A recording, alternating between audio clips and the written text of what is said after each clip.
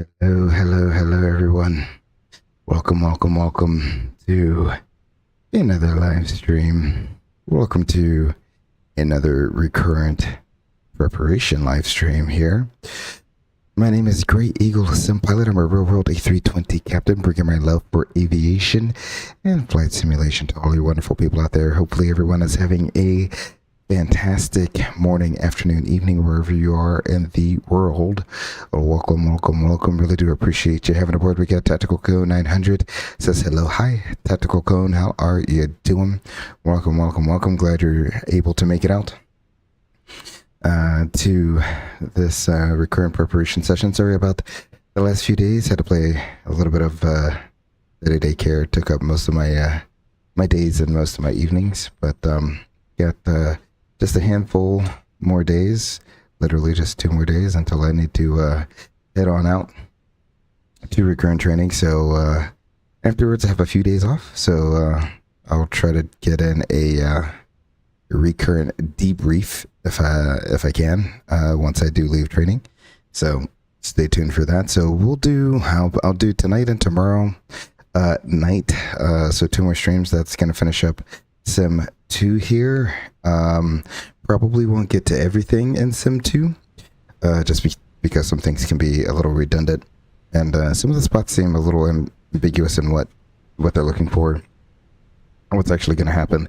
So what we are going to do tonight is we're going to do it's going to be some short field ops here in Santa Ana, California, Orange County, California. So that's what the plan is this evening.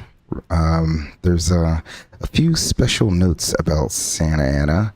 So we're going to do short field ops. And then I'm going to kind of do it as if, way back in the day when you were going through your primary flight training, right? You would take off, go out to a practice zone, do all your air work, and then come back into an airport, do some pattern work, and then call it a day. So that's kind of what we will do here, since the spot, and all of this is kind of one spot, okay? So we'll take off out of here.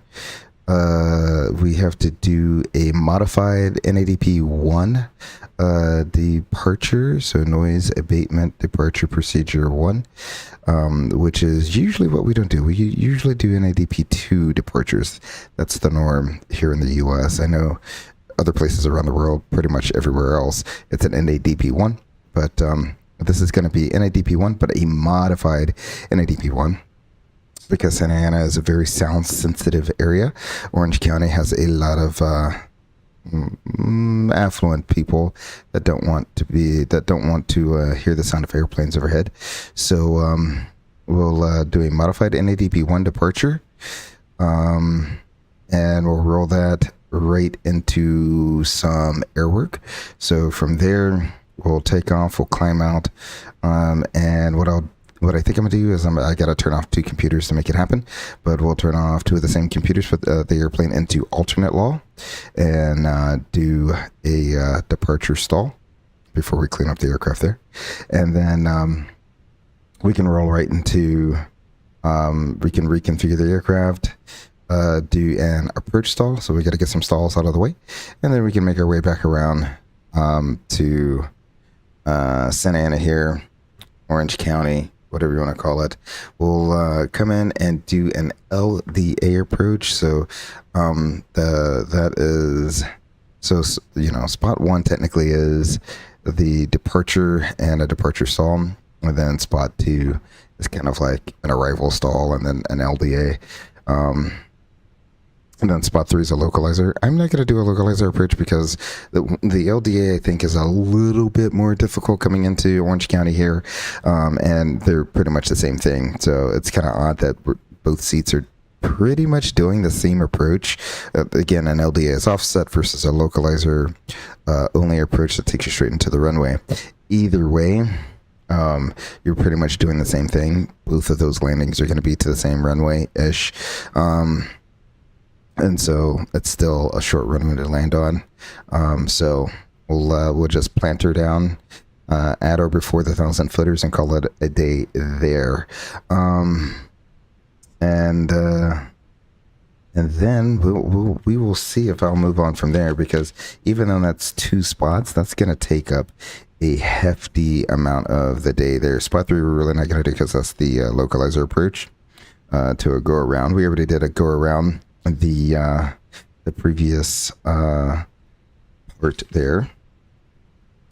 So no need to redo that all over again.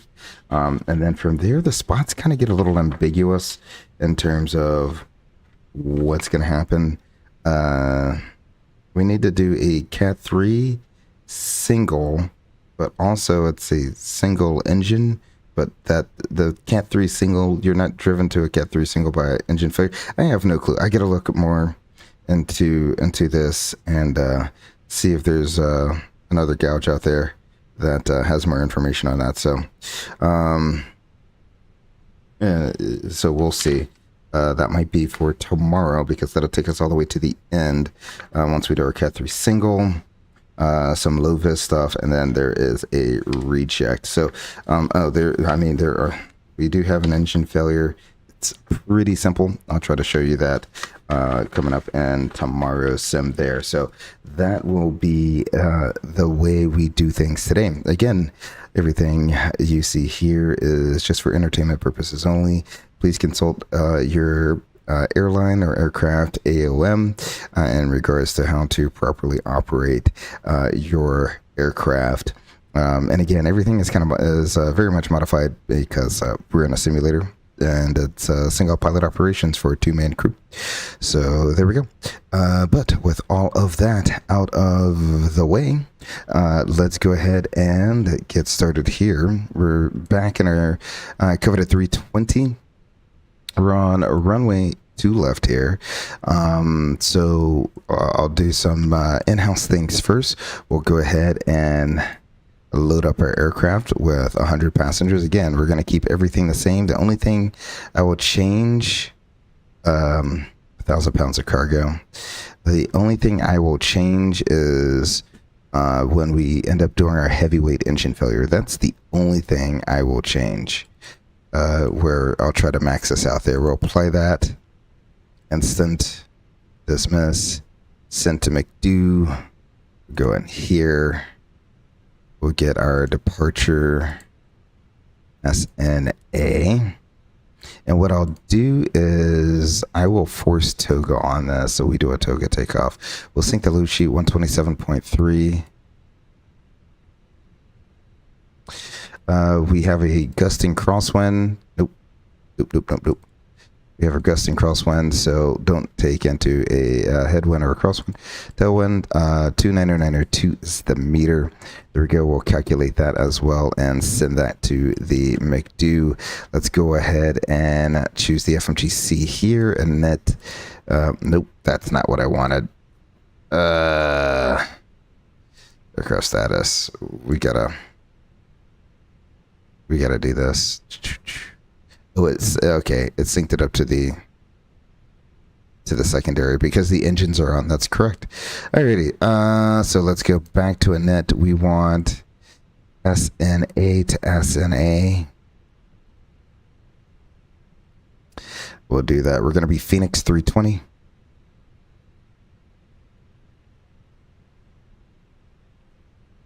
And we're going to be, let's just do a cost index of 5200 for the altitude. We did not get that sent over. Okay, let's try that one more time. Send it to McDo. There we go. It probably cleared it out when I hit a net request. So let's go ahead and send this to the McDo again. Beautiful. SNA, runway 2 left. Muscle is what they're planning on doing out of here. Nope.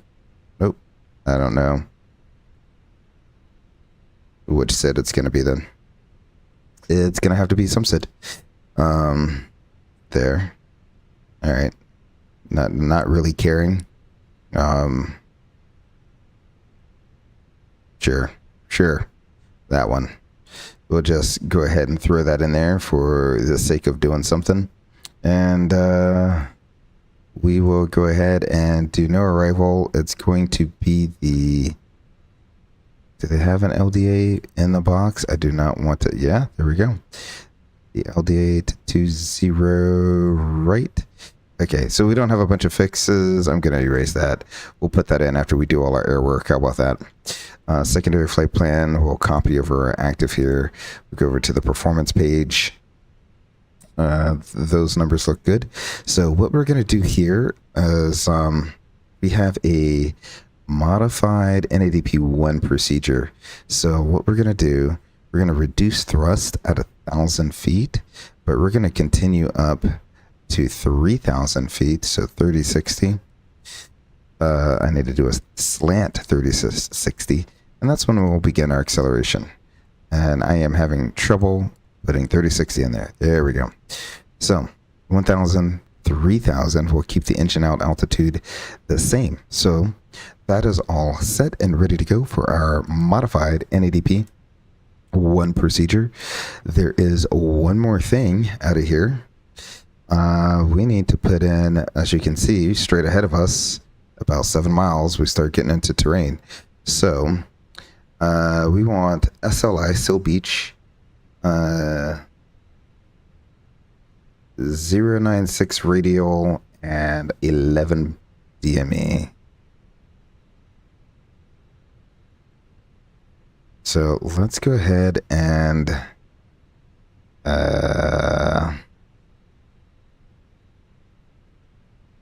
let's go here. Let me see if I can put it in here. Pilot waypoints.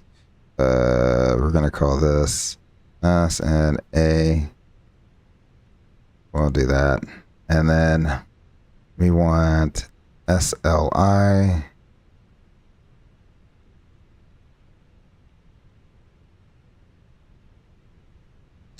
.096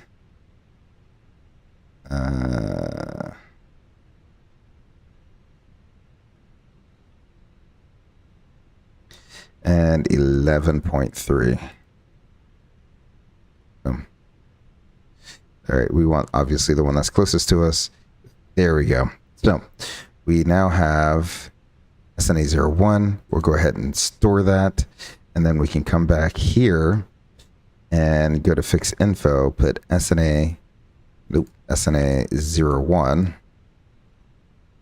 And now we have a pseudo waypoint. That's pretty much where that 3,000 foot is there. Pseudo waypoint. At that pseudo waypoint, we're going to make a left turn back to the ocean. So left turn 210. So we can put a 210 radial. That way we know, not the radius, clear. 210 radial off of that so that we know the general direction that we should be heading. So we're going to hit that point, make a U-turn, and we're not going to be on this line. We're pretty much going to be parallel to this line. Should we lose an engine? So that's something to be aware of there. So with that all said and done, we got all of that set. Auto brakes max, let's go flaps to 1. I think everything on the overhead is set. Flaps 1, let's go ahead and put some sort of altitude in there. Let's call it 3,000 feet, shall we? Excellent, that is set. We'll put you in auto and we will test our config. That all looks good. Let's go ahead and check our company messages, shall we? Go ahead and get rid of that. Excellent. We'll go ahead and get rid of that. Excellent. Beautiful. All right, there we go. So 29902 all the way around. So lots of stuff getting ready to happen here. The very first part of this spot. Well, hold on. Let me check. Make sure. Nope, that's not the button I wanted. This is the button I wanted. Make sure we got everything still.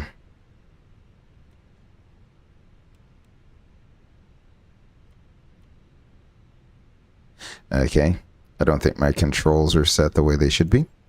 Let's go into here. And I really wish they would come out with some update 3. This has been a, oh, no. So what happened here? Why can't we? Well, I'm definitely not doing engine failures until I can figure that out. Okay. Make sure my rudder pedals are set. And their curve. Excellent. And this.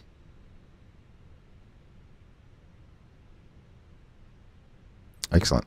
Well, that all looks good. Do not know. Okay. That's weird. Okay. Well, now it works. I don't know why it decided to do all that stuff. I always got to make sure that works before I start doing any of that crazy stuff. We'll put you on flight plan. We'll put you on the performance page here. And we'll go ahead, release the brake, and get underway here. So, like I said, part one of this will take off. We'll just do our normal NADP climb out here. Just to see how it's done. So with this noise sensitive airport here, the way they want you to fly this is at rotation. You're not gonna count your Mississippis and bring it up nice and slow. You're gonna bring it at a very prompt 3-degree rotation. Just snap that nose off the ground, get it going airborne again, so you can get the gear up, autopilot on, and watch it for that thrust reduction. At thrust reduction altitude, they don't want you to massage the engines back into climb. Just put it right into the climb detent. So hopefully my detents are a little soft, so I might jump the detent, but we will I'll try to make it as prompt as possible, and then we'll wait until we get all the way to the 3,000 foot, and that's our acceleration height. So that's what they're looking for there, so that you're not busting the noise restrictions here. Again, that's a gusting crosswind takeoff. So here we go. We'll release the parking brake, half down on the side stick, and because it is a gusting crosswind takeoff, we're going to go to 50% initially.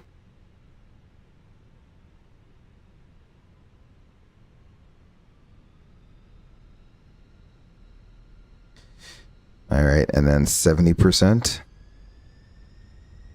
and then Toga.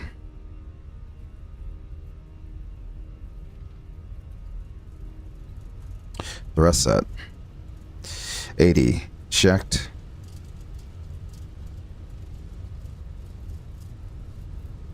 V1 rotate.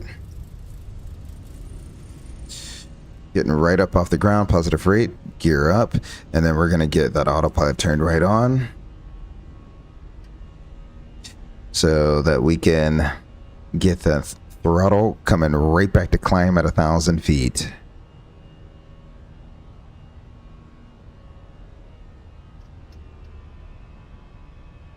There we go.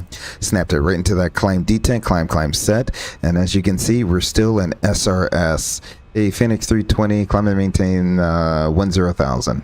Alrighty, climb and maintain 10,000. What you don't want to do is you don't want to manage it. You don't want to open it. You want to leave it exactly, just scroll in the altitude, leave it in SRS until you get all the way up to 3,000 feet. Once you reach that 3,000 foot, it's going to begin accelerating, and that's when you know you should be able to clean up.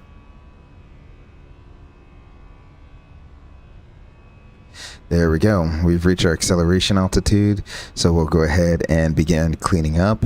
And what I'm going to do now is we'll turn, let's do ELAC 1, ELAC 2. All right. Autopilot's off my aircraft, and let's go ahead and disconnect the auto throttles. Excellent, beautiful.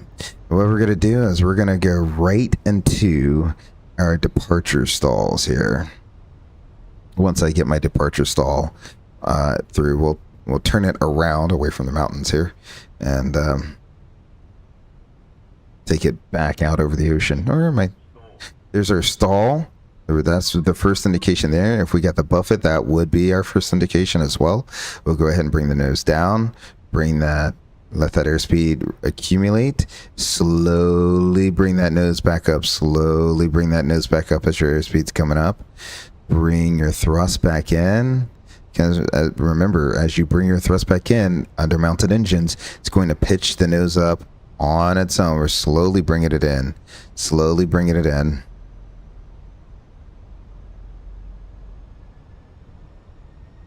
Because you don't want to re-enter a secondary stall. We're back into the climb detent. There we go. We're back in climb. We're climbing up. Beautiful. Just like that. Alrighty. Let's go ahead and go flaps up, and we can do our after takeoff checklist, shall we?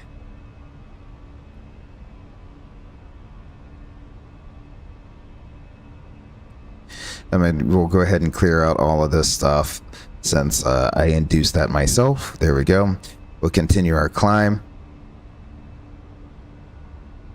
up to 10,000 feet, and then we'll do a clean stall once we get up that high. So really, I'm kind of hand flying this because your autopilot is not going to work. I could turn the auto thrust back on, but we'll just leave it off. Thrust lock. Okay. So when you get a thrust lock, it just says thrust levers move. There we go. We moved the thrust levers. We can clear that as well.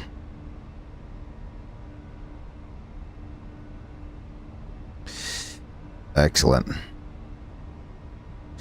And what we'll do once we climb up a little bit higher, we'll do a clean stall, and we're pretty much looking for the same thing that we did before. You're just going to lower that nose and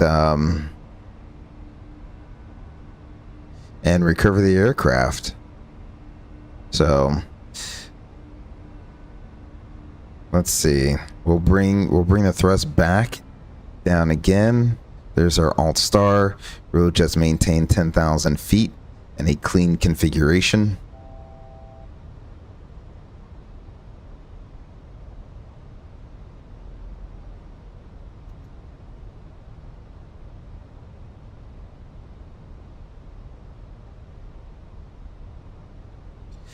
Let that airspeed bleed on off. We're in VLS area territory now. We might be getting a little bit of buffeting. There we go. There's a stall indication right there. We'll go ahead and lower the nose. It doesn't have to be overly aggressive, but lower the nose. Break that stall. Once we get above the hook, that's when we can slowly begin bringing our power back in. Look how much altitude we're losing. Look how much nose down attitude we need. There we go. And then I'm gonna start bringing that power back in, because remember, under mounted engines, we'll have a nose up tendency. What you don't want to do is restall the aircraft recovering from a stall. Beautiful. See how much altitude we lost? Almost 1,500 feet of altitude in the clean configuration. And I'll go ahead and bring our thrust levers back to the climb detent.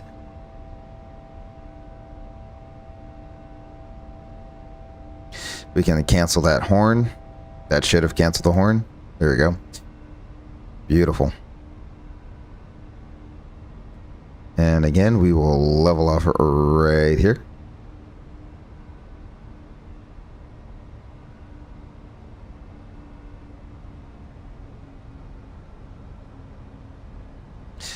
Excellent. I'll get our automation reestablished here. We'll go ahead and turn those back on. Beautiful. Do not know why the computer decided it wanted to pitch up again. That's quite all right. And we'll go ahead and get the autopilot on. So that is all kind of spot one right there. It's a little compressed with all the things you're doing, and in reality, in the simulator, you do one thing. You're doing your gusty takeoff with your noise abatement procedure, and then you're gonna do your departure stall, and then they can just snap you right back and do an arrival stall. Then they can snap you right back and do the LDA. So with that, we're kind of getting a lot of stuff. Let's go ahead and go right back down to 10,000 feet. We're kind of knocking a lot of things out and with one stone there. So let's go ahead, and I'm going to light freeze this real quick. We'll cancel that horn. We will go ahead and put in the LDA to runway 208. How far away am I from everything? Alrighty.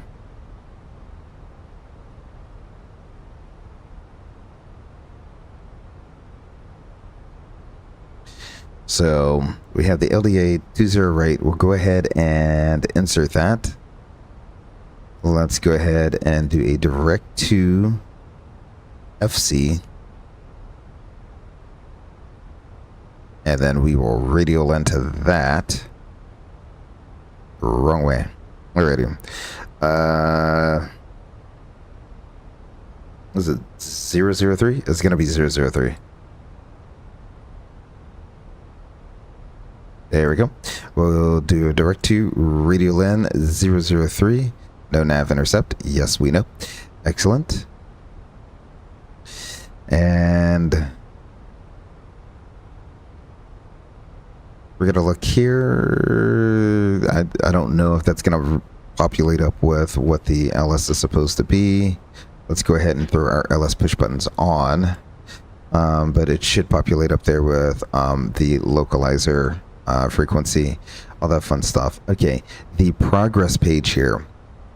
Alrighty, let's go ahead and take a look at the approach. Since I have us on flight freeze, we'll go ahead, bring up our chart, take a look at the approach here, because there are a lot of things going on with this approach here. So we'll do the LDA, get rid of you, and we'll move you in. Excellent. So the approach has you at 1,900 feet crossing Tutsi, but we're not going to do a dive and drive, right? We're not going to drive down to 880, wait till we get to Gower, and then dive down to our minimums here. What we're going to do is we're going to wait until 4.5 miles from Hagib, and then we're going to put in our 3.5 degrees nose down and go all the way down until we hit minimums, which is our visual descent point. Once we reach there, we either have the runway and we continue, or we don't have it and we go miss. All right. So with that, there's not a real accurate way to put in Hagib 4.5. The box only knows whole miles if you're doing like a fixed info or something like that. One way you could do it, there could be one or two ways to skin this cat, right? You could do what I did before, which is come in and make your go to data, come in here by the waypoints, go to the next page here, next page, new waypoint, there we go. And we'll call it a Geb 1, something like that. I think that's how that's spelled. Hageb. Yep. So Hageb 1. And now I could do Hageb. What would that be? 003 and 4.5 miles. Right, and it should be able to take it, right? So we want Hageb slant 003 slant 4.5 place bearing distance. No, format error. Okay. Maybe it won't take it. Place Hageb, Hageb. Bearing is a 003 bearing, correct? So that's what I would think. It doesn't really matter. It can be on any one of these. But Hageb, it should be able to do it no matter what. Let's see. Let's take that. Okay. Let's try that again. Clear that out. Invalid delete. Okay, so let's try this. Return. I'm not going to store it. Hageb 01. We want HAGEB slant 003 slant 4.5. There we go.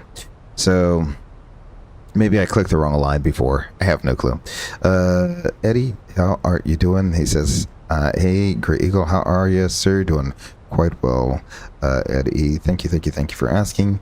Welcome to another live stream. Really do appreciate you tuning in as we prepare for recurrent training coming up here in just a few more days. So that's one way to do it, right? So just like we did before, we can make a new waypoint, Hageb 1, and it's going to be place bearing distance, right? And now I have it in there. So if I do that, I'm going to put this, I'm going to leave this in plan. I'm going to move my flight plan down just a little bit here, right? So I want that to be at least visible. We want Hageb 1, right? So let's go here, here, and now we can go Hageb, HAGEB 1, and not in database. Oh, did I not store it? Oh, how sad for me. Did I not store it? I'm going to be so disappointed. Did all of that. Pilot waypoints. It's an A1. Oh, I didn't. All right. So let's call it this. I was so proud of myself. Hageb 1. It's going to be Hageb 003 4.5. Place bearing distance. Store. All right, so now we have 2 waypoints, right? So now I can go back in my flight plan, click in here, go Hageb 1,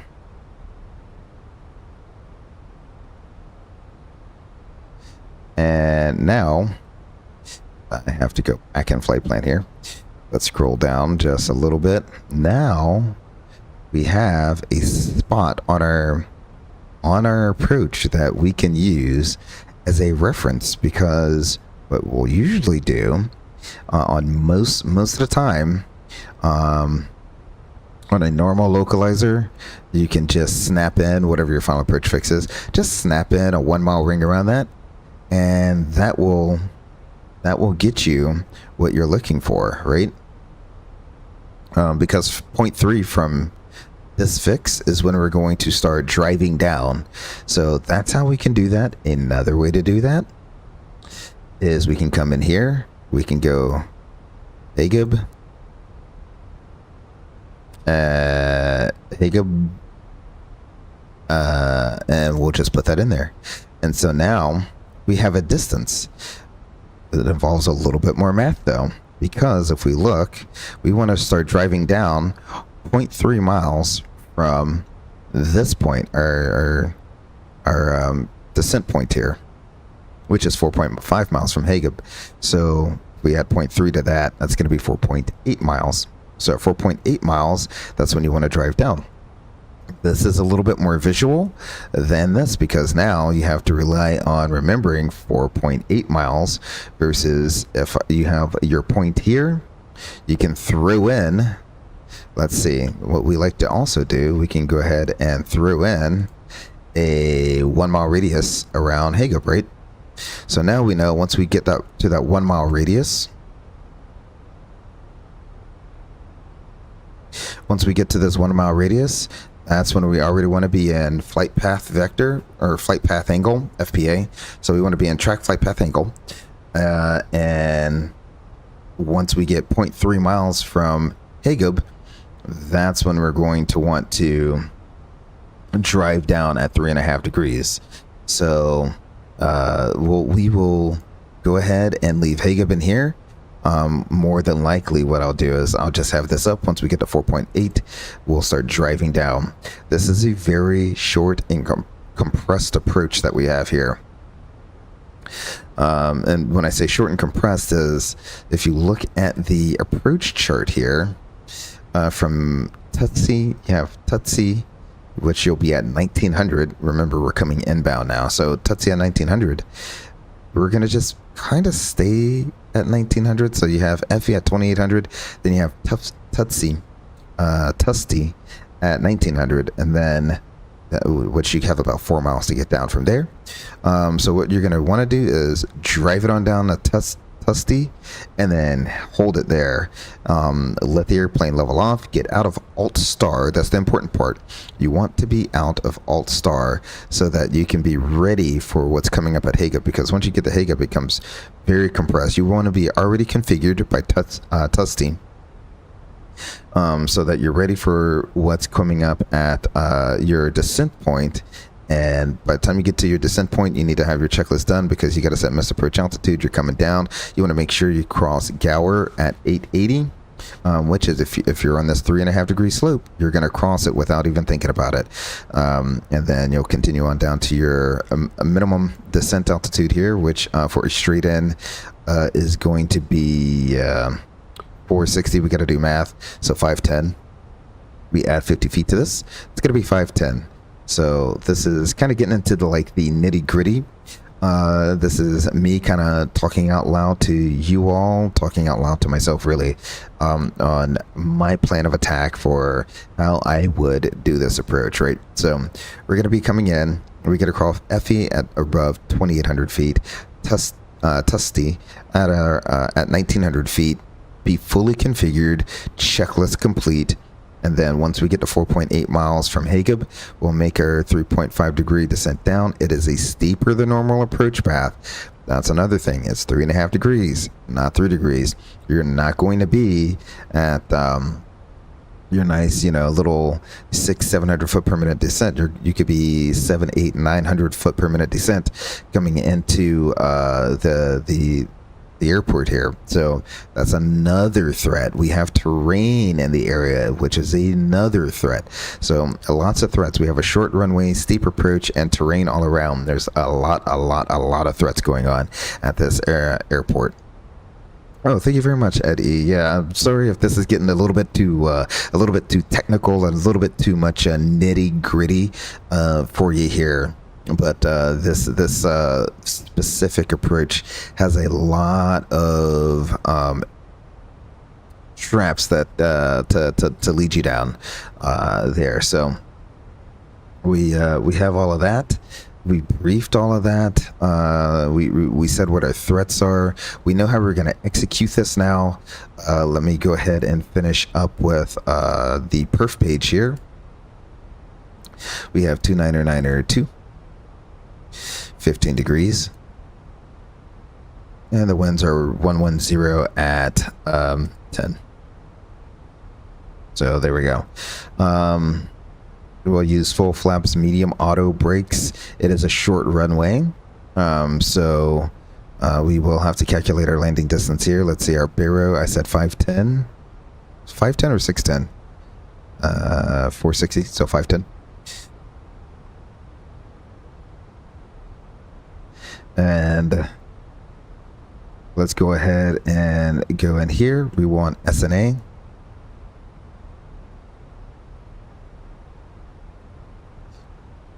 There we go. 02 left. Everything's dry. Winds. It's a crosswind, so we won't give a headwind or a deadwind. 15 degrees. 29. It's really 299.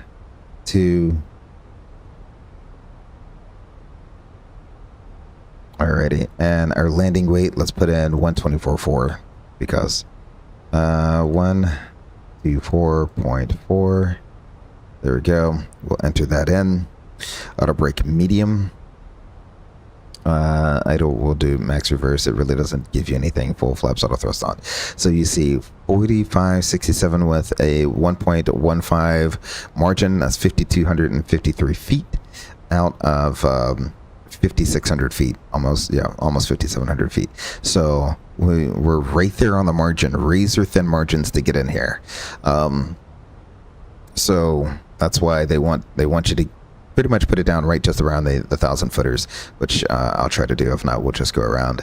And I wish there was a way to to just snap it right back, but it is what it is. All right. So we did our backwards Z. Did the rad nav ever pick up the localizer? It didn't. Very interesting. Let me go ahead and release the aircraft real quick. See if... No, it's not going to pick it up. Okay. How about this? We might be too far. How about I go direct to FC. Yeah, we'll go direct to FC down to 2,800 feet.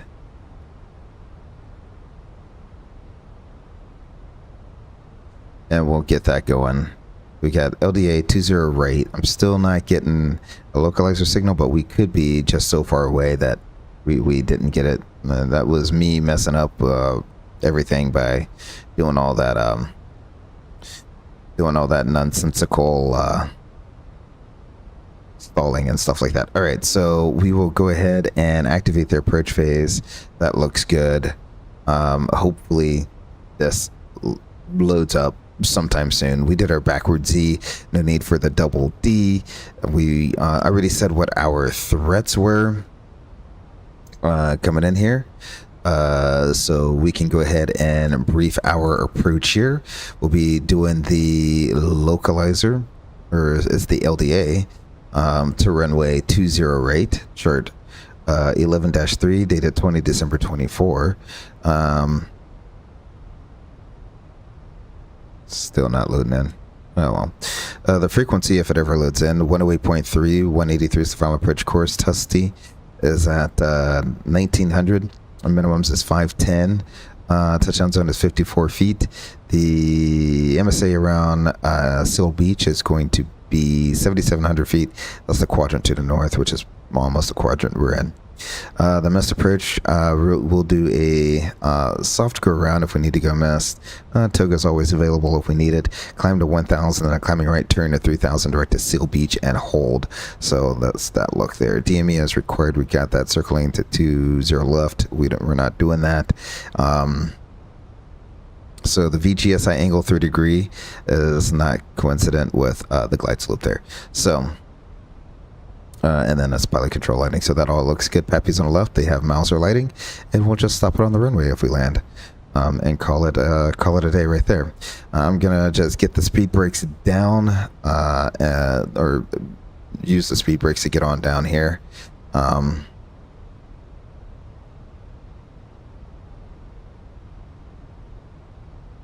So that I'm not rushing, because I want to really take it nice and slow, and get everything done really well here the first go around, so I'm not having to do this multiple times here. So we'll just snap it on down here.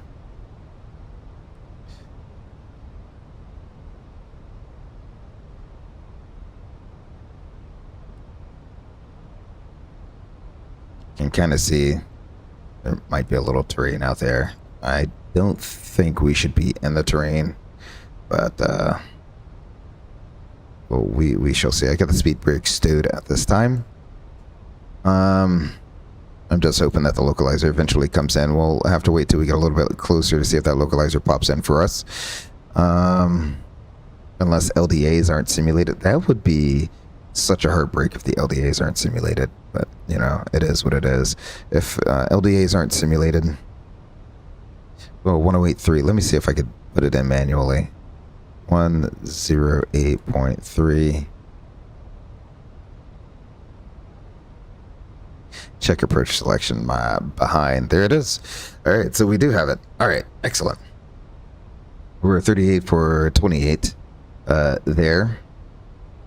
Once we get at 2,800 feet, we'll probably just level it on off real quick and put us back in flight freeze so we can finish doing everything that we want to do here.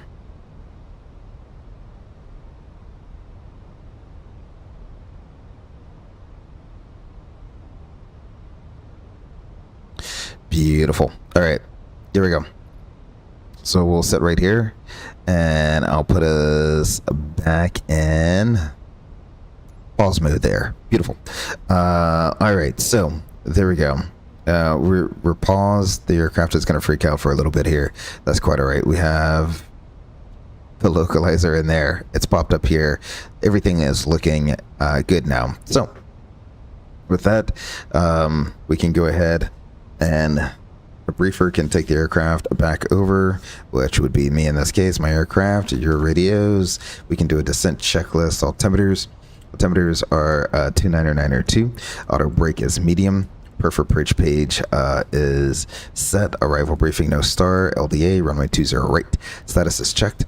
The descent checklist is complete. So a lot of information that we just went over there. We have completed our descent checklist.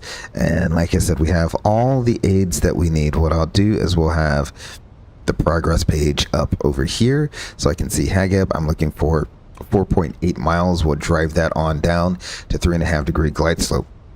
So another thing with our localizer approaches are you want to descend in flight path angle, right? 3.5 degrees. But before you get there, before you begin that final descent in FPA, there's a few different ways to get down. You can use FPA beforehand, which is perfectly fine. Or you can use the regular heading vertical speed and do open descents and pop the speed brakes and do all of that stuff to get yourself down, ready and configured. Either way works. If you're going to use flight path angle, you should probably use an angle of about 5 degrees or more, just so that the aircraft is leveled off and out of alt star. If you see right now, we're still in alt star because I paused it. So if I put in a new altitude, it would immediately switch back over to vertical speed and start going down to that altitude. So you want to be out of alt star before you drive in your next altitude, which in this case, we're going to be at 1900. We're going to want to descend, well, down to 1900. 880 is that intermediate altitude. But you really want alt star ready to go because you need to flight path angle it down and set your missed approach altitude, so you don't want that alt star messing with what you're doing there. So what we'll do is we'll go ahead and release the hounds. We'll let the autopilot do autopilot things real quick. We'll bring our speed back. So what we'll begin slowing up 170 knots and flaps 2, always perfect in a 320.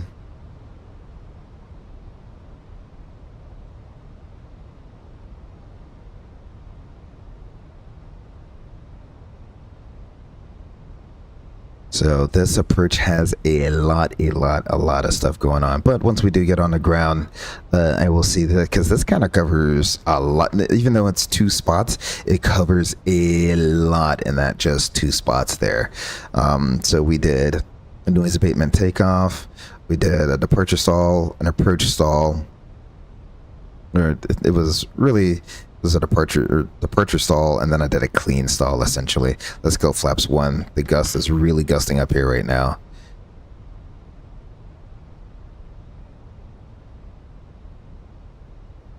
Alt star is gone. Let's go ahead and get 2,800 feet in here, or 1,800 feet. 1,900 feet. I'm going to get it right. There we go. 1,900 feet, flaps 2, speed verified.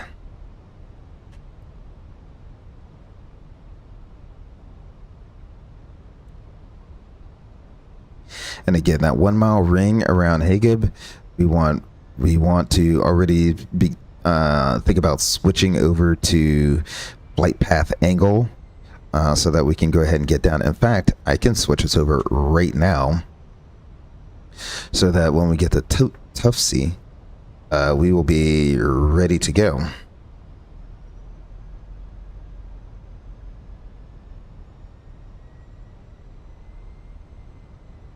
And even in flight path angle, if I really wanted to, I could open descent it, right?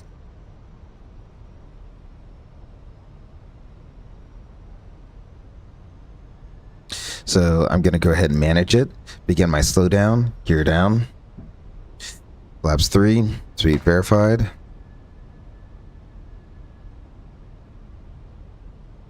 Flaps full, speed verified. Before landing checklist. Let's go ahead and wait till we get right just over Effie before we go down.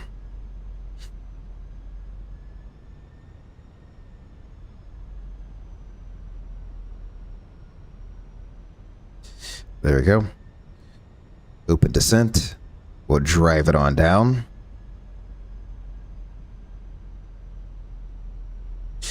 Alrighty. Before landing checklist altimeters, we have 29902 and 2700. Engine mode is norm. Landing gear down and 3 green ECAM memo. We're holding for the ECAM memo, and that's going to come up here in about 200 more feet.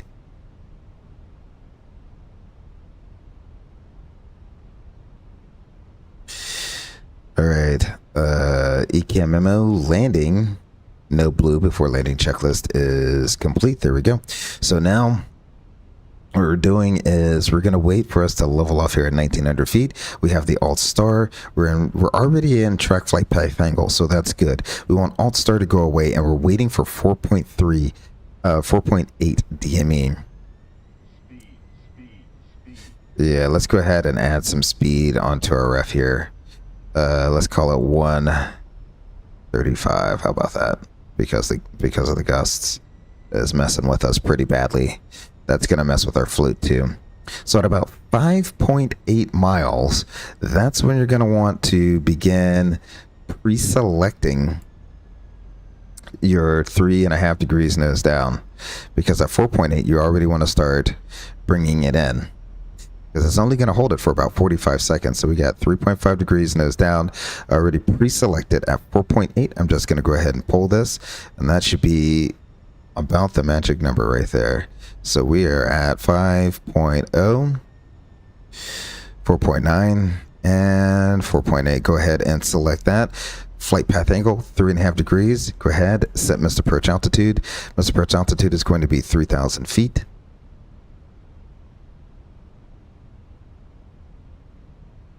There we go. Beautiful. And that's how it's done. It's a steeper than normal descent rate. And we're offset. And we have a crosswind. A gusting crosswind. So now what we're doing, just like we did with the localizer approach, we're monitoring this. We're going to tweak it accordingly, because we're a little low on profile. So I'll take a little bit out. Let this come back on in, because we have to cross Gower at 880. Beautiful. See that dot coming on in? Take a little bit more out. We want to cross Gower at 880.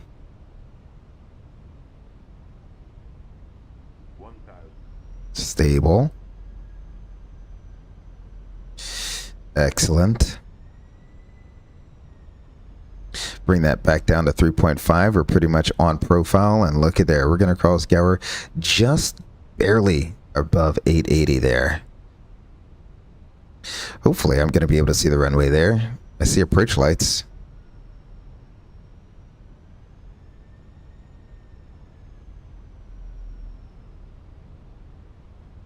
Alrighty. Runway continuing. Alright, we'll turn the autopilot off. Try to maneuver us on over. Looking good. Bring us back on the center line here. We're continuing. And we want to go about 3/1. And there we go. Ooh. That gusto. Beautiful. Still high. Still a little on the high side. That's quite all right. Now I'm back on profile. Looking good. What I'm going to do, keep that nose coming down. Keep that nose coming down. Bring that pitch in. Bring the thrust out. Don't let it float. Boom. Excellent. Deployed.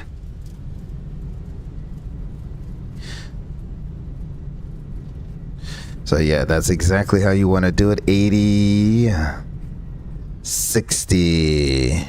Beautiful. beautiful. We'll let the auto brakes bring us all the way to a full stop there. So you don't want to try to keep bringing that pitch up on the nose, because if you keep trying to bring that pitch up, just trying to get that butter landing, you're going to float it. If I had kept holding that nose off the ground, we would have floated right past the 1,000 footers. So you want to put it down right just about the 1,000 footers, if not before the 1,000 footers. So as you can tell, I was kind of high almost consistently, because it's such a steep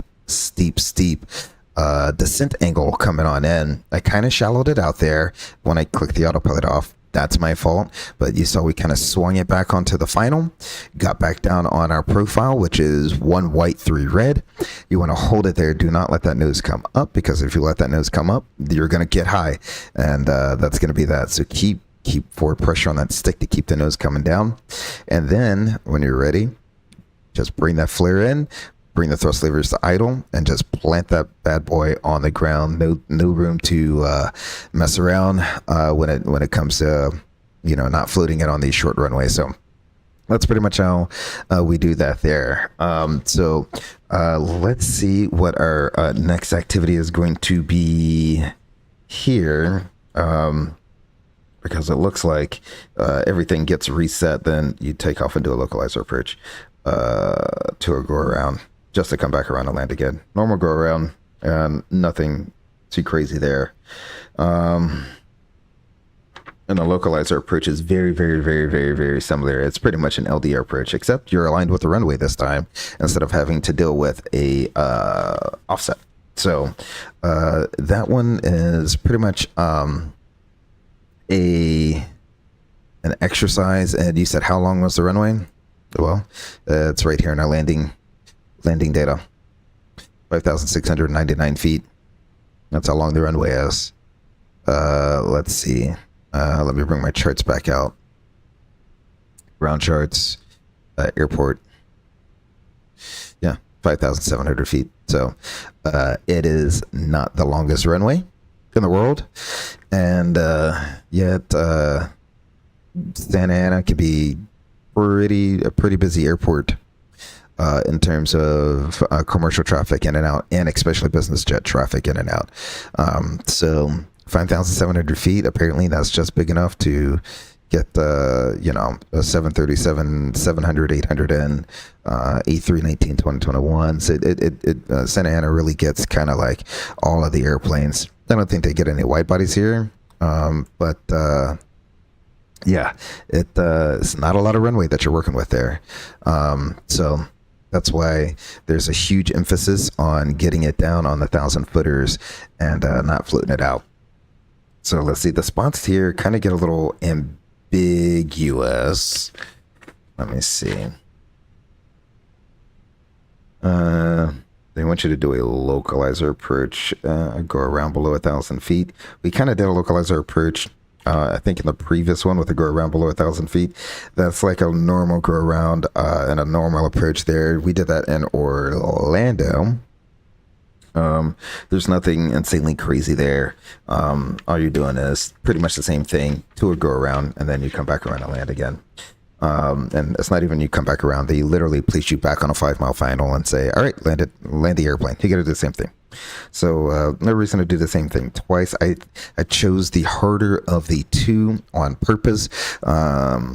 So for my preparation, my mental preparation, I know if I can do the harder of the two approaches, then when we go back, I can do the other approach. It's just interesting that they chose to do two of the same types of approaches. Let's see. They want to do some Cat 3 stuff here. I think. Okay. Alrighty. So I think this is an I think, I'm not too sure. Let's go ahead and let's reset here. Let's go to left. Oh, warp me there. Boom. Did it. Alrighty. So we'll bring the flaps up to 1. Everything else should be set. Go ahead and disarm this the spoilers there. We'll rearm them. Excellent. So that's ready to go. And we will do pretty much the same thing. So the interesting thing here, let's go SNA to SNA. Or actually, yeah, let's go SNA to SNA so I can show you how to change our destination here to SNA. Excellent. We're going to be Fenix 320.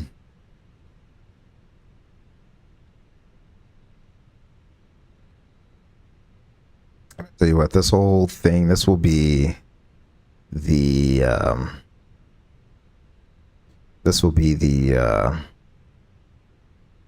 whole shebang. I think there's a lot of stuff that's going to be going on here.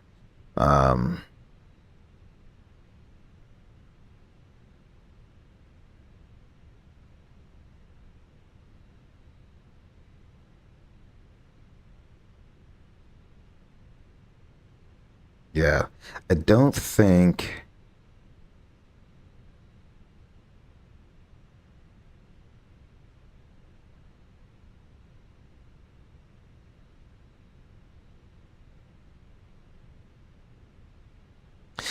Okay. This is very interesting what they have going on here. I have no clue where this is happening. But we'll just do it anyway. We're just gonna full send this next one. It seems like they're hitting like 2 or 3 different items in one spot, and I don't know. It seems very confusing. I don't know how this is set up. Alrighty, so let's go back in here. We'll go. Got 100. I got 7,000. So let's reset that. We'll do the same thing. 100, 1,000, 1,000, and then 10,000. Apply that load to the aircraft. Make it instant. Dismiss. Send to McDo. We'll go get our takeoff data again. Am I on 2 left? That's what I did. Yep, 2 left. Everything should be the same. So I think our numbers should be the same since everything's exactly the same. So we'll send that to the McDo as well. Excellent. We'll depart off of Santa Ana 2 left. Let's call it.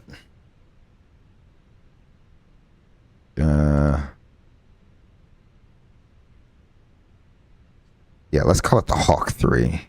All right. We'll do the Hawk 3.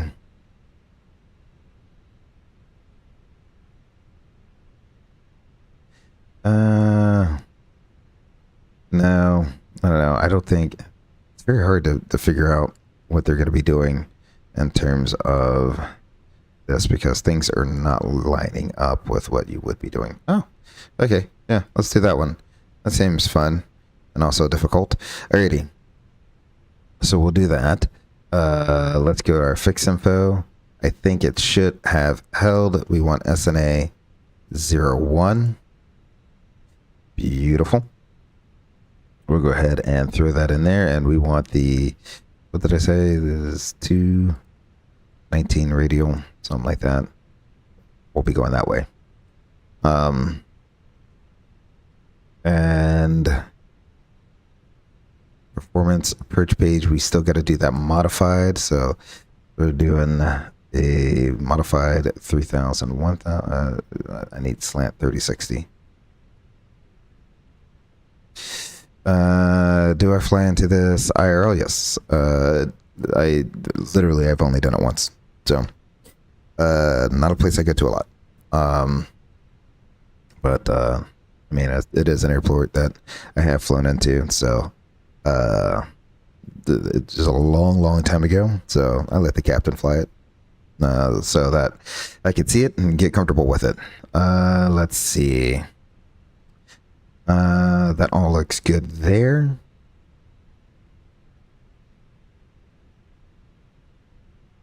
Alrighty, that all looks good. Secondary flight plan, we'll go ahead and copy over the active flight plan. That all looks good. Let's go ahead and check our company messages here. Received messages. we'll go ahead and, wow, there's a lot of messages sitting in here. Return, return, accept, return, accept, return. All right, there we go. So all of those messages are gone. Beautiful. So how is this going to go?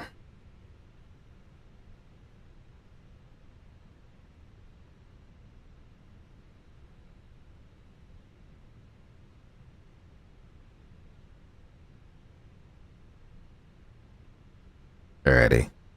I have no clue how this is going to go. But what we need to go in here is come into our failures page, power plant. Hey, let go. There we go.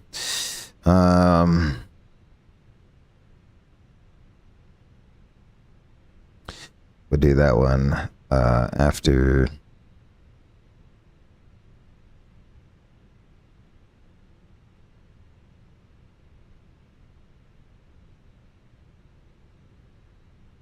There we go. So it's going to be at or above. We'll arm that. Some pretty high birds flying up there today. So that's what we'll do. I think that's kind of what they're doing this year. It definitely seems like there's a lot more emphasis on engine failures after 1,000 feet, which to me is not really a big deal because by then you get the autopilot on. So the autopilot can handle a bunch of stuff. Ooh, need to put that in track flight path angle. So the autopilot can handle a lot of stuff. So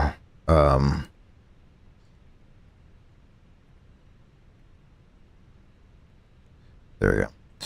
There you go.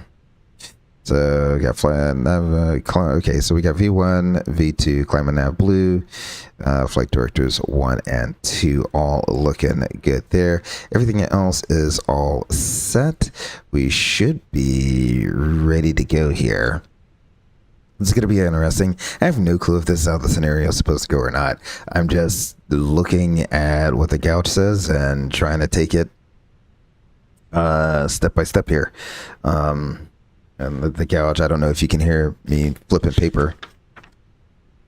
No, you can't hear me flipping the paper in the background. But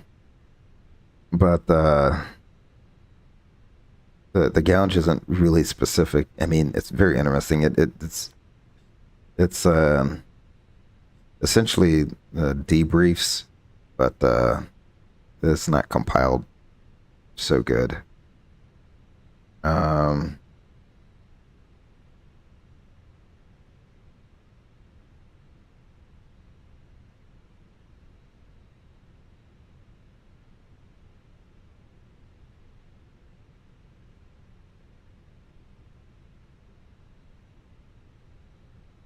Yeah, so we'll do one out of here, and then tomorrow we will do one more. That'll be the heavyweight engine failure.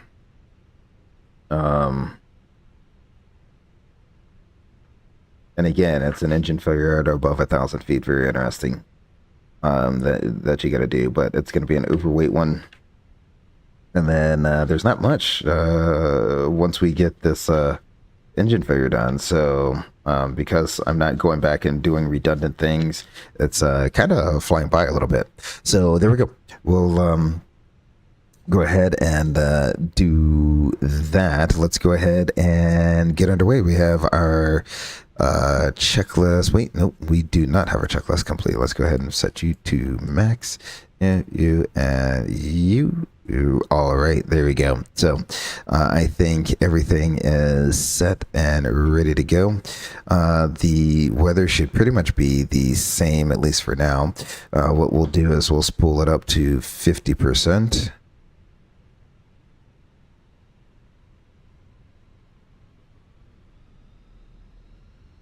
Then 70%. Then Togo. Rest that. 80 checked.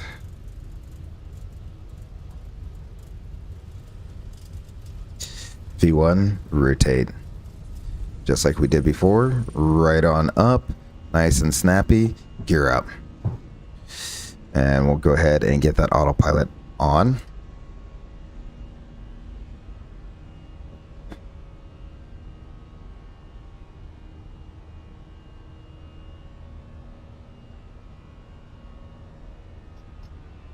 Climb. Climb is set.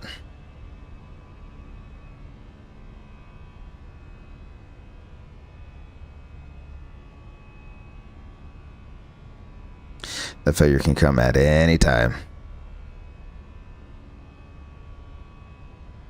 All right.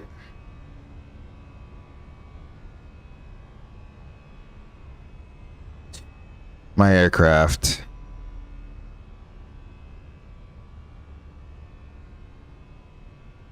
We've already made it up to 3,000 feet. There we go. So we have an engine failure. Didn't quite make it up to 3,000 feet. There's SNA 01. I'm going to pull our heading. We need to not go on a route, but instead make a left-hand turn away from the mountains to a 219 heading.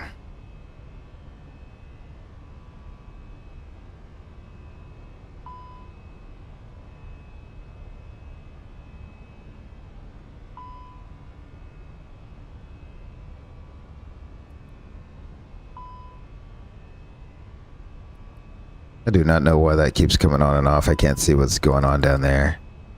But we'll make this turn all the way around, which is what they want us to do. Sometimes they'll try to put you in a situation where you lose that engine right where the airplane wants to turn right, and you should be turning left for your engine failure procedure.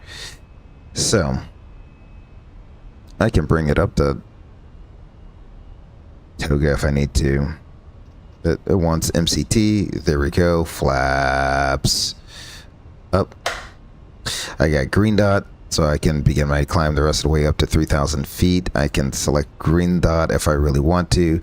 We're pretty much here at 3,000 feet, so that really does not matter right now. So, and I got my thrust levers in the MCT detent there. So what do we have? We have an engine 1 fail. By now the pilot monitoring would have declared the mayday and say we're turning left to a heading of 219 and we're leveling off at 3,000 feet. And as well, while we were waiting for that speed to come up, we want to take out our QRC, make sure it's not a quick action item or ECAM exception. It is not. Now it's the responsibility of the captain to assign flying duties. Normally the FO will fly. We'll go ahead and assign the flying duties to the FO. Your aircraft, your radios. My aircraft, my radios, ECAM actions. So we have engine 1 fail. Look down here. It looks like we do have a rollback. I definitely think we have an engine failure there. Engine mode select ignition, so we'll go ahead and turn that over to ignition. Thrust lever 1 idle. The flying pilot will look at engine 1 thrust lever, point to engine 1 thrust lever. The non-flying pilot will say confirmed. The flying pilot will move it back to idle and say idle. Engine master 1 off. Again, the flying pilot will look at master 1, point at master 1. The non-flying pilot will say confirm, move it to the off position, off. If damage, it looks like we have a high vibration on the N1 there. Otherwise it's still kind of windmilling out there, but we do have that high vibration, so we won't consider restarting it. Engine 1 fire push button push, so we'll go overhead. Again, I'm going to point. The non-flying pilot can do this. I'm going to point to the engine fire. The flying pilot is going to look up and say confirmed, and then I'm going to say push. Then we have agent 1 after 7 seconds discharge. Going to wait for that timer to run down, and then we're going to press the discharge. I'm going to wait for that light to come on, and then I'm going to say discharge. And so we have completed all the steps there. We're not going to consider the relight, so that's good. We're out over the ocean. We know we don't have any terrain now, so that is also good. What we can do as well, the FO can now get us vectored out to an emergency return. So we'll begin our turn a little bit to the north here. Because where are we going? None other than LAX. Why are we going to take this airplane back to an airport with an insanely short runway? So we'll start heading that direction now that we should be able to take some turns. We're in a stable flight condition. So we'll clear engine one, clear engine one.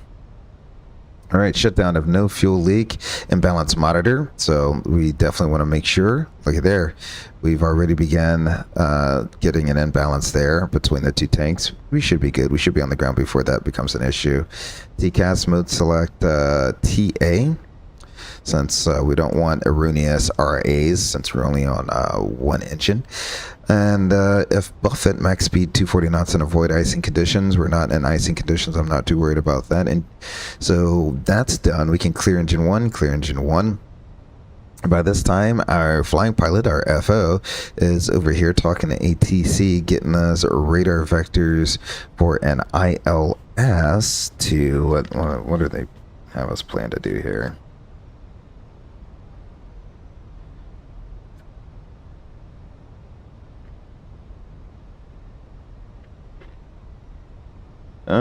Let's see. They want the...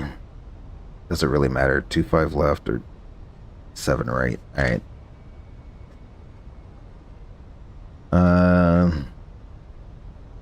Let's just do 7 right. So we'll do ALAX new destination.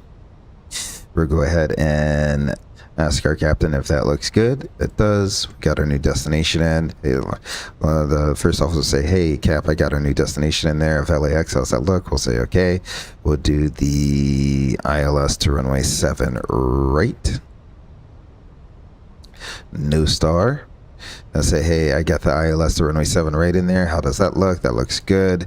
We'll go ahead and insert that. It's still in the rad nav. Okay, we'll clear the rad nav. Beautiful. There we go. And then lastly, we can do a direct to Timesy radial in. We'll say, hey, I have a radial end at Timesy. How does that look? That looks good. We'll activate that. And we'll go ahead and pull our heading. Beautiful. And let's switch back to our captain, who's still running this checklist. He's still over here running this checklist. So let's go ahead and go. We have box 1 is clear. Box 2, we got a amber land ASAP, which we're on our way to LAX. So that looks good. Our secondary systems, air bleed, electric, and hydraulic. On the bleed page here, number 2 system pack is operating normally and pressurizing and cooling the aircraft. Clear bleed. Clear bleed. On our electrical page here, looks like the number 2 generator has picked up the load and powering both AC 1 and 2. At this point, I'm going to elect to go ahead and start the APU. Excellent. So clear electric. We can clear electric. On the hydraulic page here, looks like the yellow system is operating the PTU to pressurize the green system. Yep. There we go. Clear hydraulics. Clear hydraulics. Excellent. On our status page here, we need to avoid icing conditions. I think we will. So all of this in the blue does not apply to us. If no engine 1 damage, we'll go ahead and consider that engine damaged. So we won't do a relight there. It says we're Cat 3 single only. Excellent. NOPS systems, we have wing, anti-ice, Cat 3 dual, engine 1 bleed, pack 1 main galley, Gen 1, and the green engine 1 pump, all associated with the engine being off. So we can go ahead and clear status. And with that all done, we can go to our Cure H for any follow-up procedures. There we go. You can hear the APU coming online and picking up some of the load there. If we go back to our electrical page, there we go. You can see generator 2 went from, I think it was at like 37% down to 19%. APU has picked up the load here. So the reason this is showing a higher load, it's not an even load, right, is the APU is powering AC1.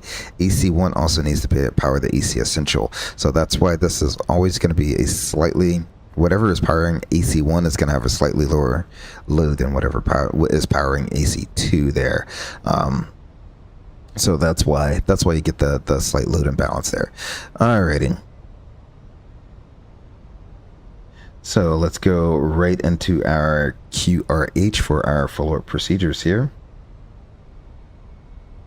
And of course, I do not have it open, and it wants to sync a bunch of stuff here. Excellent.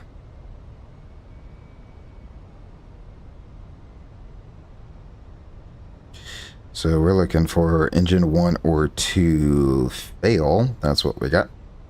So there's a few notes here.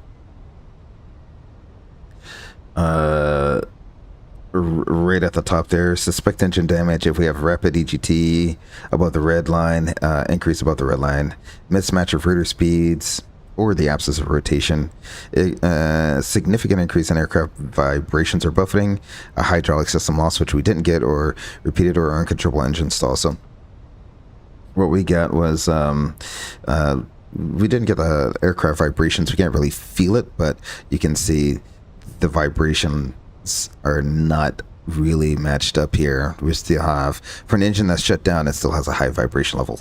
If engine shutdown is required, then after accomplishing the ECAM actions, we can start the APU. I'm glad that's all the way down in there. So caution, if the engine 1 fire push button is pushed, do not use the APU bleed. So we won't use the APU bleed. Then we have the note here. Talking about using asymmetric thrust in some conditions with full asymmetric power. The aircraft may be control limited before reaching its protection system limit.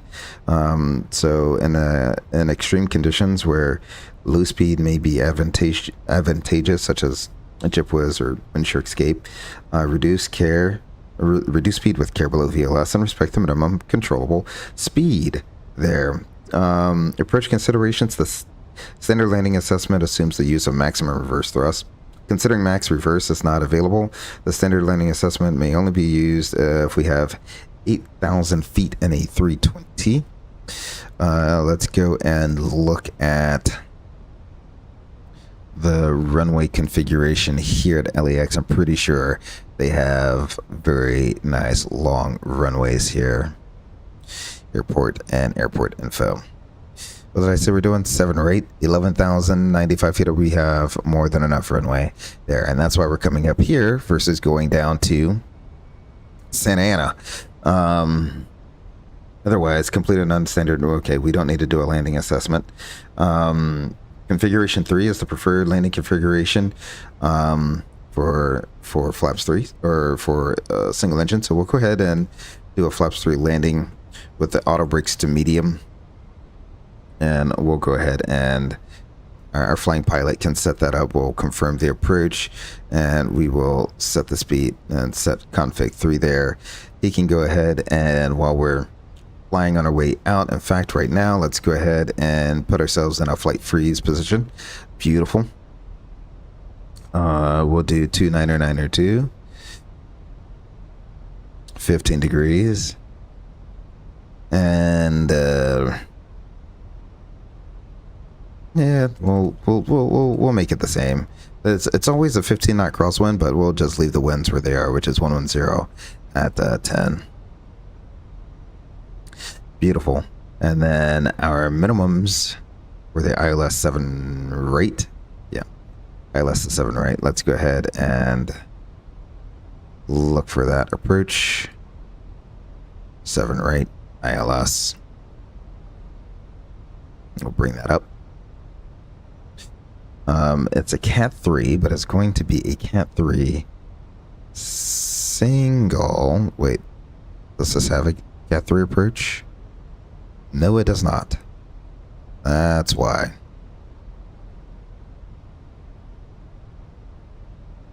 That's why you do 2-5 right. Okay. 2-5 right. Does it have a Cat 3? Where's my Cat 3? Oh. Here it is. It's 2-5 left. That's the Cat 3. So the 7s do not have Cat 3 purchase. Very interesting. Alrighty. So we'll do 2-5 left. Cat 2 and 3. Well, did all that flying out here for nothing. So let's go ahead and you turn this bad boy back around.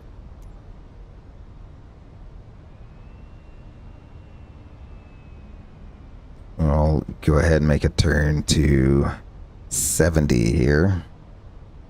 70 or 80, something like that. Set up for 2-5 left, Cat 3 approach. All right, so it's going to be a 2-5 left, Cat 3 approach. Let's go ahead and switch back to our pilot monitoring, or the pilot flying over here. 2-5 left. It's ILS. It is a Cat 3. No Vias. Hey, Cap. How's that look? Looks good. Excellent. We'll go ahead and put that in there. And we'll do radial end to Honda. So we'll do a direct to Honda radial end. Hey, Cap. How's that look? That looks good. Beautiful. We'll go ahead and insert that. We'll select our speed all over again. Beautiful. We're not too far away, so by the time I finish up everything, we should be looking really, really well. Let me go ahead and change the winds as well. 2.5 and 0.7.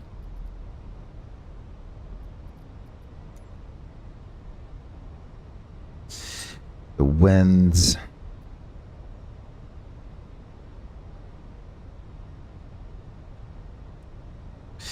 Let's go ahead and make the winds.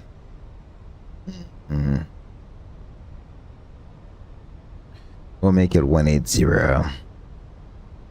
Close enough. All right, so we'll make it 180 at 10.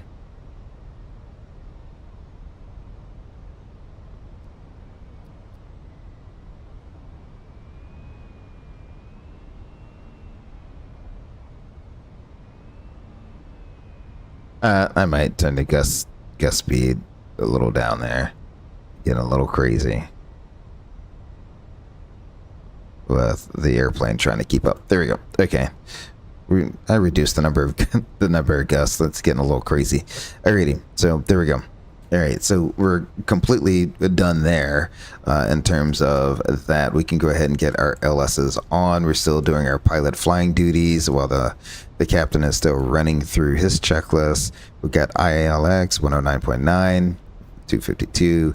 That all looks good. 30-degree glide slope. Let's go ahead and put KLAX. We want 2.5 left. We could throw that in there. Performance approach, we already did that. The only thing is we want 50 feet in there since we're Cat 3 single. So we'll do 50 feet in the RA. We got to see something when we get down there. And that was the other thing I need to do, because we're going to be doing a lot. Should I? Yeah, we might as well. So let me go here. Ooh. That looks crazy. Go here. Sweet. Excellent. Yeah. All of that. Okay. All that is looking good. All right. So, and just to make sure our visibility is going to be down.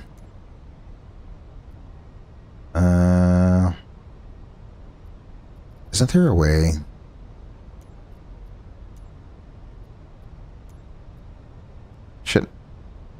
What?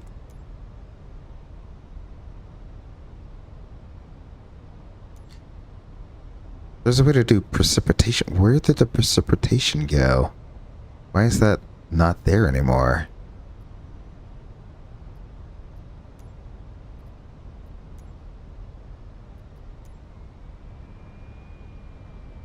I could have sworn there's a way to do precipitation. I am losing it, but that's okay. We don't need throw in the precipitation then, if it's gonna be like that. Anyway, I digress. Let's keep going. There. So we have all of that done. So our pilot flying is over there. He's done everything in the box. He's contacted the company via the box. He's talking to ATC, getting us vectored around. The captain is still over here reading a checklist. We're not doing a circling maneuver, so we don't need that. We're not expecting a level off on our final, so we don't need to read that note. In case of one engine inoperative, the use of autopilot is not allowed. We're performing an ILS, so we don't need to read that note to our guy. Okay, this is an important note to read to the guy. When deploying the thrust reverse with only one thrust reverse system, we're going to utilize both thrust levers. After touchdown, select both thrust levers to the full reverse position, consistent with the runway conditions, and modulate the thrust as required. Meaning, you can use up to full reverse, but if you're having difficulty tracking centerline, maybe you don't have to go full reverse. So you can bring it up as from anywhere from idle to full. If conducting an autoland, use an automatic rollout with one engine inoperative. Use of reverse thrust is permitted, provided both thrust levers are utilized. Not more than idle thrust is used, so that's something we got to take into consideration there. The cross-going component is not more than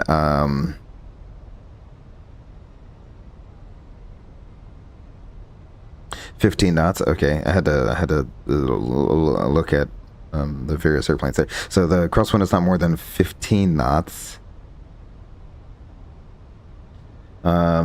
which we should be below. After engine shutdown checklist complete. Now it finally directs us to do the after takeoff checklist. There we go. After takeoff checklist is now complete. Monitor the fuel imbalance. If required, we're not doing a long range cruise. We're not drifting down, and we are not in any icing condition. So that's that. We can go and do our 2 in, 2 out now. Hopefully the first officer has done his 2 out, meaning he's talked to ATC, he's talked to the air traffic controllers. So those first 2 steps are all done. So we just got to confirm that he's done that. If dangerous goods or hazmat is a factor, it should not be. Then we got to choose one. Are we going to evacuate or no? We're not going to evacuate. It's just a precautionary landing at this point. So what we'll do is we'll call the flight attendants and advise them that we're going to be doing a precautionary landing. So we can go ahead and do that. We can call our lead flight attendant here. Hello, this is Glinda, whoever flight attendant 1. Hi, this is the captain. On departure out of John Wayne, Santa Ana, Orange County, whatever you want to call it, pick a name. We had an indication on the flight deck. Out of abundance of caution, we'll be landing in Los Angeles. This is going to be a precautionary landing. We will be landing in the next 10-15 minutes. Aircraft rescue and firefighting equipment may be present around the aircraft, and I have no special instructions for you. Expect a normal taxi to the gate after we do land, and I will make a PA to the passengers. Any questions for me? Nope, no questions. Excellent. Ladies and gentlemen, greetings from the flight deck. This is your captain speaking. On departure out of Orange County, we received an indication in the flight deck, and out of an abundance of caution, we will be making a landing here in Los Angeles. We will be landing in about 10 to 15 minutes. Once we have landed, you may see safety vehicles present around the aircraft. We do ask that you remain seated with your seatbelt securely fastened until I've parked the aircraft safely at the gate and turned off the fasten seatbelt sign. We also ask that you please give your full and undivided attention to your cabin crew members as they may have more important safety information for you. Thank you for your cooperation. Excellent. So with that all said and done, I'm gonna flight freeze this right here. We're just outside of where I want to be, looking real good. We'll go back here, and all of that is complete at this time.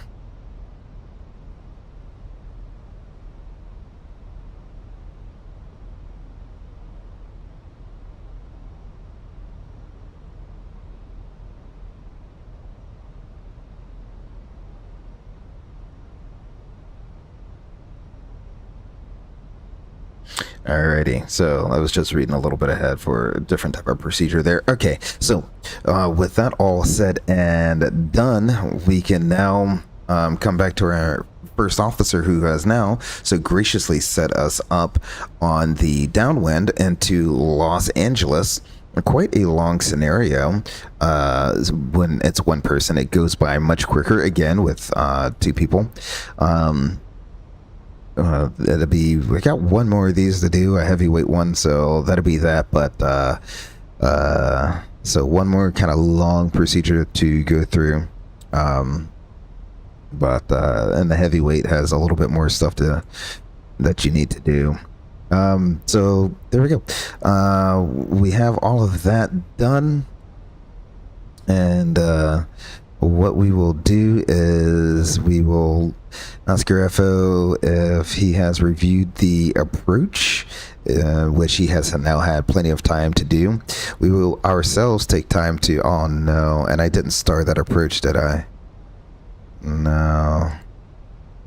Oh, I did. Oh, there we go. And we will go through and look through this ourselves once we are familiar with this. Please hide that. Once we're familiar with it, we'll ask our FO if he has any threats. The biggest threat being this is a Cat 3 single here.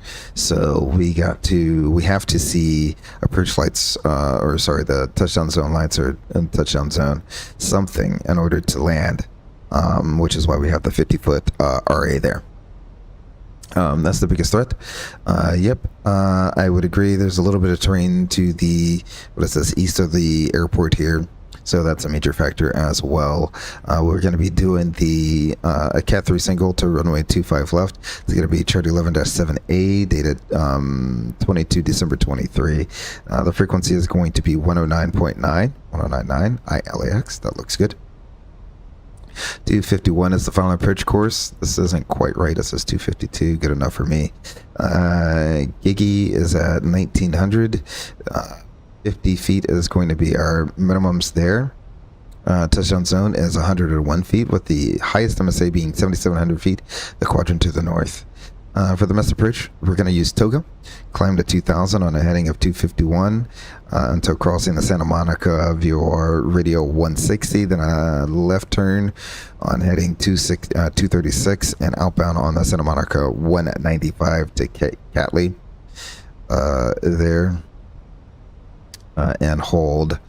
RNP approach GPS from Culper. Okay, we're not really worried about those notes right there.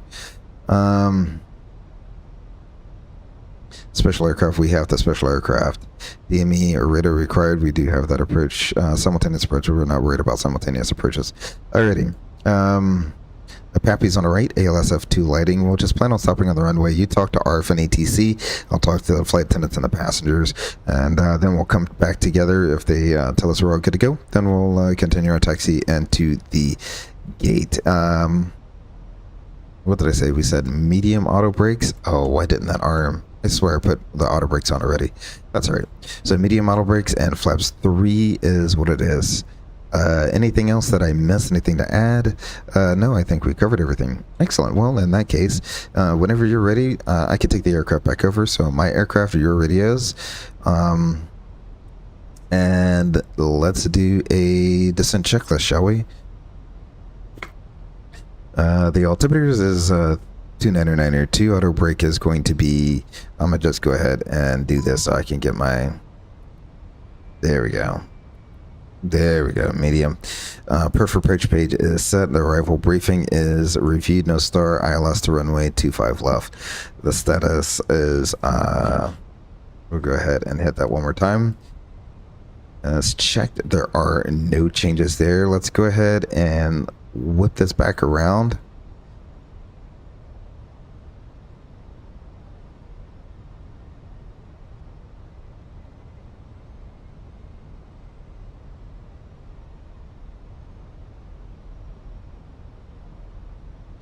Yeah, we'll do that. That looks good.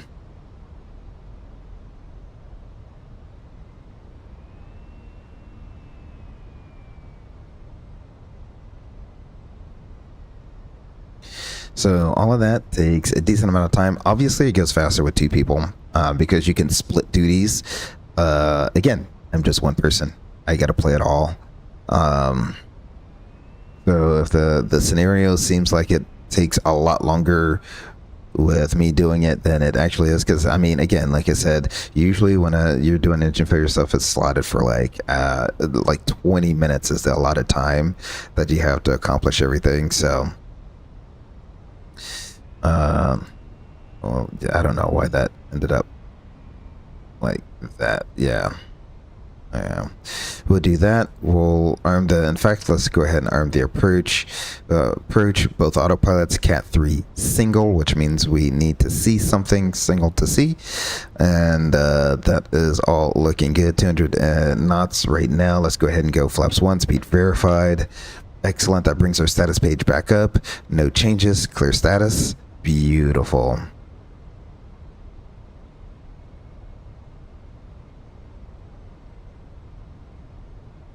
We need to go down. What is that? Is that 3,600 feet? Oh, we're already below Honda, so we should be good. We'll just keep 3,000 feet in here. What was the missed approach? Anyway, the missed approach is 2,000 feet. Interesting. Well, you're over the ocean, that's why. So, there we go.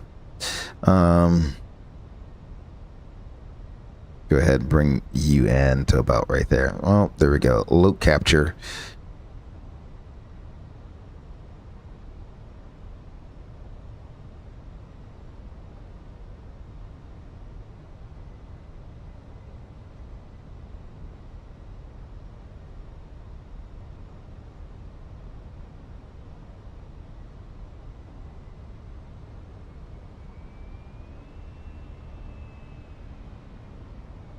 Beautiful.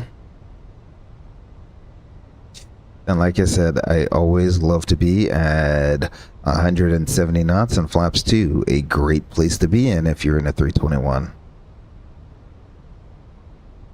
So we'll go ahead and slow it on up to 170 knots. We're via Fenix minus 10, flaps 2, speed verified.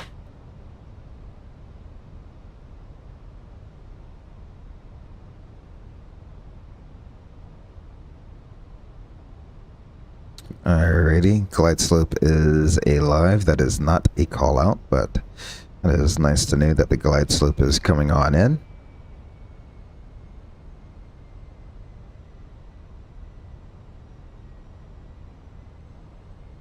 Gonna check my fuel one more time. Bringing it down to the last 1,000 pounds. We should get a transfer. The transfer should happen. It may not happen because this tank's still showing a lot of fuel. That's okay.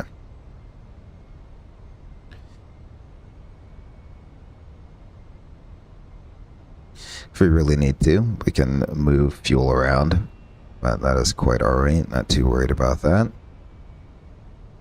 I'll wait till we're just outside of GG to drop the gear and complete our before landing checklist.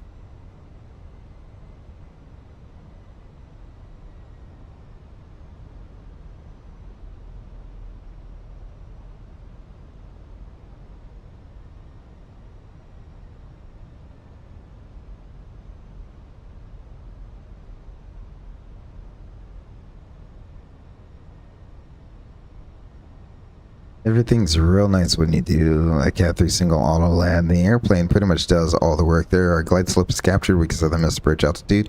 That's going to be 2,000 feet. There we go. Beautiful.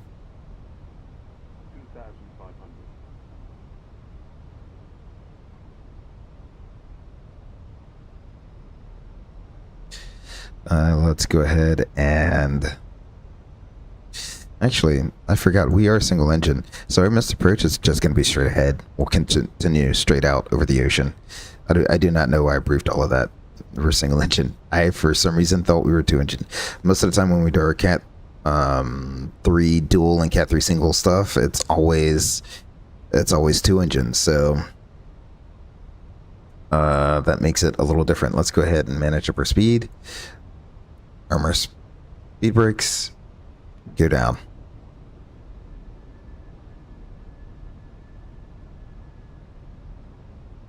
Alrighty, flaps 3 before landing checklist.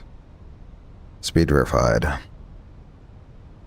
Before landing checklist, the altimeters I have 299er 2 and 1720. Engine mode is nope, we are in ignition. Sorry about that.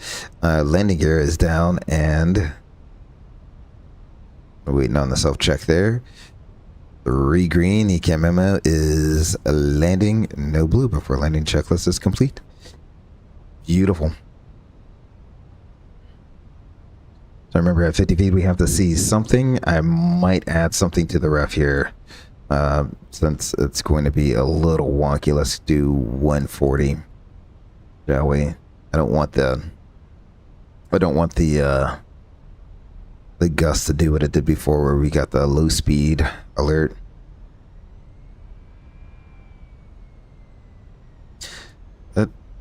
Yeah, okay. I was like, it did do the flaps 3 one. Yeah, it is. Okay.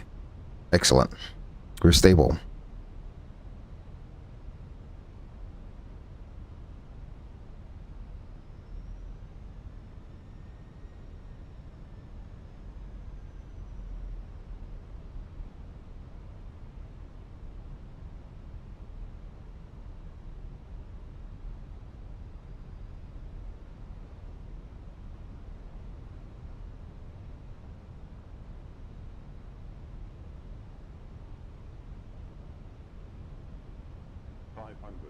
Stable. Target sync 7.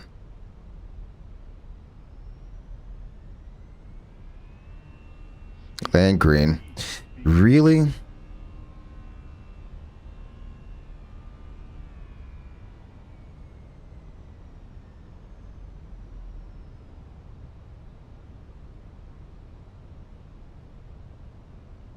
Went from a 16 knot tailwind to...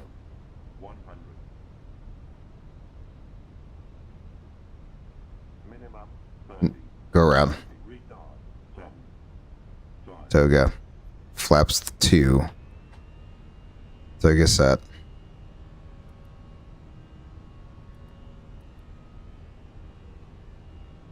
Positive rate. Gear up. Set the missile bridge altitude. 2,000 feet. We'll go ahead. We'll pull heading. Just go straight on out there. I ended up accidentally moving both thrust levers at the same time. I think that's why we got the auto land thing. So there we go. In that situation, really? Come on. You can do it. I have no clue. I have the gust set too high is what's wrong here. So there's 1,000 feet there. We'll go ahead and level off.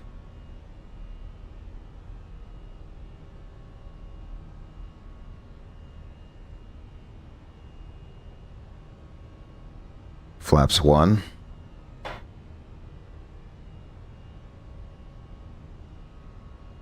I still have the gust set way too high. I have the gust set way too high. The aircraft is just all over the place. But that's okay. And so that's kind of how that would work right there. Flaps up after takeoff checklist. So there we go. We did a single engine go around on the autopilot. And as you can see,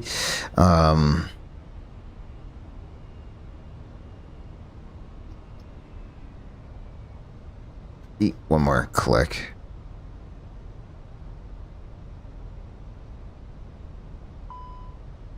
I'm in MCT. There we go. I was like, I'm in MCT. Okay, I feel it.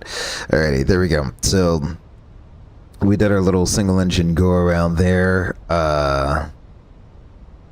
with with the autopilot on.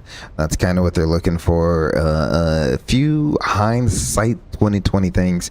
It was a Cat 3 approach, so I really needed to go over the Cat 3 or the Cat 3 callouts, review that with the first officer. Ooh, I don't want to do that. Not with the winds gusting the way they are. We'll just do an open climb to 2000. So I really need to go over the Cat 3 callouts with the first officer there, just to make sure it's all fresh and in everyone's head. There we go. We'll clean up everything. Let's go to the outside. There's LAX behind us. You can see the other engine just sitting there windmilling. Absolutely beautiful. So should have gone over some of the Cat 3 stuff there. That is quite all right. There'll be plenty of time in the simulator for me to go over all the Cat 3 things that I need to go over, and as well, a little slow with the call outs there for our go around, but that's okay. You don't have to go fast. Take the go arounds nice and easy, nice and slow. You just really want to get the aircraft, make sure it's going back up towards the sky. That's the biggest thing there. So that's what they're looking for in that scenario. Tomorrow we're going to come back and do a heavyweight engine failure at about 1,000 feet or so. So similar to what we did today, where it was at 1,000 feet that we started getting the engine failure. So we'll do that. It's going to be out of LA. We'll do the heavyweight engine failure towards the mountains there, and for an emergency return to a heavyweight landing. So an overweight landing is what it should be. I'll try to get that all set up and ready to go for us there. And then we're gonna do a high-speed reject, and we will call that the end of our recurrent training there. So that heavyweight landing is going to be a hand-flown single-engine ILS for an overweight landing. So a lot of stuff that they're trying to shove into these simulator sessions, so it can get very busy. That's how they want it to be. But wouldn't have it any other way during your training. So tune in for tomorrow night. That's going to be the plan. Until I see you all at the very next live stream, please remember to take care of yourselves and each other. Until then, I'm Gray Eagle. Peace.